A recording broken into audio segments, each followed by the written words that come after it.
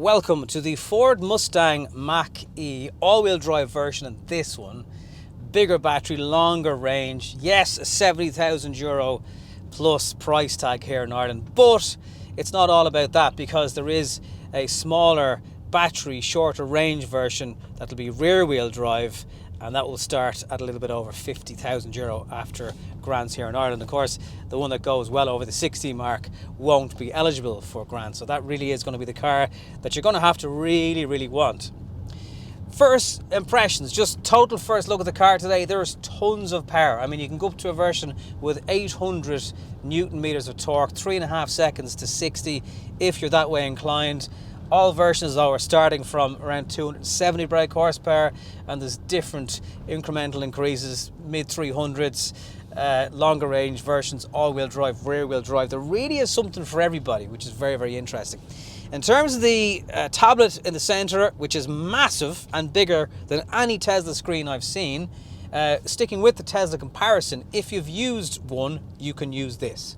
It's possibly not as fancy in terms of graphics and stuff like that, but you know, it's the same functional process. You click for things, that's how you change things, and it is actually quite easy to use, and that's, you know, total first impressions, it's been fine. Very nice feature is this door handle option where you can leave your keys in the car and use a code to get back into the car. That's really clever. Again, like a lot of ID4 and other electric cars, there's a smaller display then for drivers here, which displays your range and your speed and your sensors and what gear you're in. The interior fit out is very impressive looking. There's definitely signs that it's a Ford. By that I mean there are some plastics that, yes, are obvious signs, but then equally there's lovely finishes on these leather things. The steering wheel is well wrapped. The kind of recycled sort of, it's not suede, it's kind of like the fabric you get on a speaker. That's on the dashboard, that's good. Massive big volume control here for changing volume. Heated steering wheel and seats, they're all at touches down at the bottom of the screen, so you're not actually fumbling through menus, although they're, you know, this car is Mr. and Mrs. Menus, they're everywhere. But in terms of the shortcut things that you're going to want as you're driving, they're right in front of you, which is good. Regen is severe, so I haven't touched anything, I've just left it in whatever automatic mode it's in. Again, I wouldn't quite say it's one pedal, you're going to need a little bit of braking assistance from your own feet, but it's okay. Stepping out of the car, nice big alloy wheels. I love the lights in the back. There's the controversial Mustang. You can't put a Mustang in an electric car. Well, guess what? They have. Same on the front. There's cameras all around. The glass roof, the amount of light that is letting into the car is phenomenal, and it's a serious premium feel to it. Just, I don't think, again, you know, Tesla will do a glass roof as big as that, but apart from them, there's nobody else. The seats, I'm kind of surprised at how little bolster is on the sides and the backs, but they are comfortable. The leather feels really soft, and there's bits of perforation in it and red stitching again out of, you know, what you might expect from an ST Ford. So this is the long range version. You put it down, it absolutely shifts. There's a good bit of A-pillar noise, and there's this kind of augmented sound that I don't know what it's meant to actually sound like, but V8? I don't think so. But I don't dislike it. I don't dislike it at all. Some people might prefer that than total silence driving an EV. Blind spot, frontal collision, really good reversing cameras there with 360 views. I mean, when you're charging this price, you're going to have to really put the kit in the car, and in fairness, they have. Wow. Yeah, it really does. It's the closest thing performance-wise in an EV that I've driven, leaving out the Audi e-tron GT and stuff, to what Tesla do. And I suppose with the American market, they know what they have to at least match, if not better, and Ford are going to want to better it anyway. Little jog wheel for moving your gear selectors as well. Rear, loads of leg room. loads of height. Glass roof doesn't impose on that. There's USB charging, flat floor, obviously. The boot, I was probably expected to be a bit bigger because it's a long car. Now, it's wide and it'll take bulky items, and you can lift the removable floor and store cables and things like that underneath it. So there's no real advantage nor disadvantage to some of the practical features in the back of the car, or indeed in the boot. Notwithstanding the lower priced, smaller range battery, I do think this money, 70 odd, is a stretch for a Ford. It's a lot, but 70 grand is a stretch for anything. I suppose the direct comparison in Tesla terms is the Model Y, and this seems like it has a better suspension setup. It's not as rough. It still sits reasonably high, although it looks very coupe-like.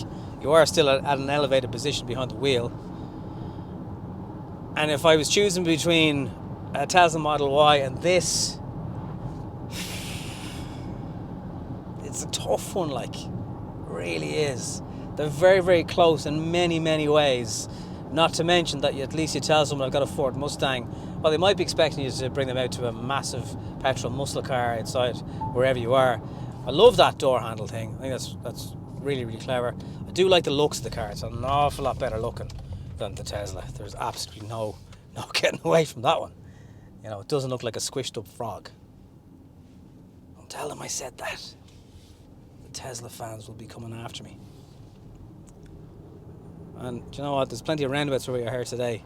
It handles well. It's a big car, but like, ew, is he stopping? Good man, truck driver. You just wouldn't know with them sometimes. There's really good handling in it. It's very, very sharp. Leave it late to brake, and you know, the regen going on.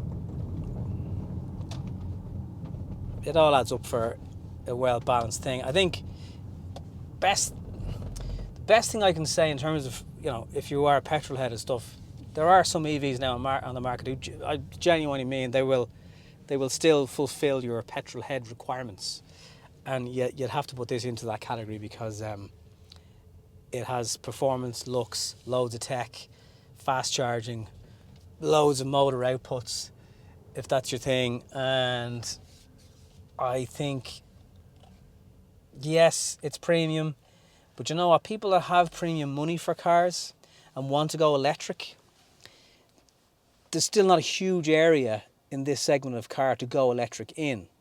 And I think it could be those people who actually want to go green and electric as much as their association with brands and buying brands and brand loyalty. They are important things, but if you can get an electric car that ticks an awful lot of performance boxes and luxury car boxes that may not necessarily be from the brand that people have bought cars from the last 3 or 4 cycles, then this is an interesting option because it has a lot.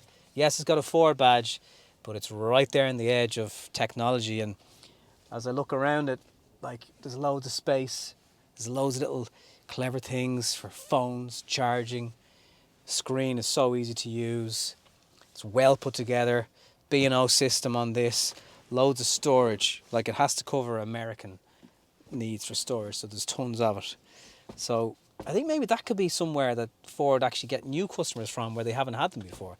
So people with a bit more of a nose for premium cars, but there's no electric solution for them. I mean, you've got the iX3 and the BMW iX4 and i4. But I think we'll get people looking at this who may not have always... Well, there wasn't really a Ford for them. And now there is. I'm looking forward to having this car on the channel in just a few weeks' time for a full week-long test drive. Let me know what you think of the car. Looks-wise, kit-wise, badge-wise. And would you spend... I mean, the 52, that's not bad. Still going to limp outside the BIK.